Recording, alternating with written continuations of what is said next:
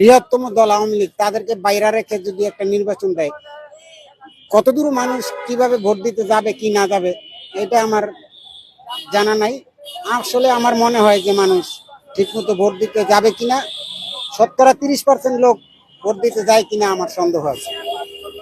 হা vote আর না vote, বর্তমানে যে নির্বাচনের ডিক্লেয়ার দিচ্ছে এই নির্বাচন হবে বলেই আমার সন্দেহ হয়ে এতে হা ভোট আর না ভোট আর এমপি ভোট কোনো ভোটে আমরা দিব করে মনে হয় না। এই ভোট গ্রহণযোগ্য হবে করে এইটাও আমার মনে হয় না। কারণ গ্রহণযোগ্য নির্বাচন করতে হলে দেশের সকল সকল দল এবং সকল পার্টি নিয়ে এই নির্বাচন করতে হবে। তাহলে যদি নির্বাচনের গ্রহণযোগ্যতা পায়, না হলে দেশে বিদেশে কোনো নির্বাচনের গ্রহণযোগ্যতা হবে না, হইতেও পারে না। এদেশে নির্বাচন করতে হলে বা বিএনপি, জামাত, জাতীয় পার্টি, আওয়ামী লীগ, এনসিপি,